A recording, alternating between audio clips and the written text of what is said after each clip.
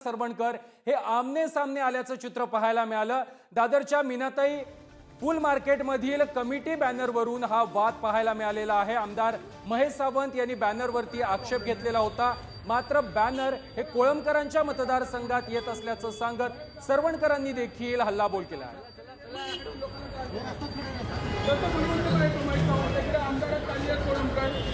हा कुठला आमदार आला? त्याचं काम आहे लोकांचं काम करायचं, तिकडे मराठी लोकांना त्रास द्यायचा।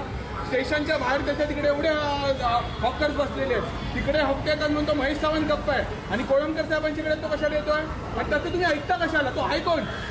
लोकांची सेवा करा। तू मुसलमानांच्या मतांवरती निवडून आला, तू मराठींना त्रास द्यायचा, इकडे हिंदू लोकांना त्रास द्यायचा, कशासाठी? करणारी माणसांना, विरोधाला विरोध करणाऱ्या माणसांना लोकांनी घरी बसवला।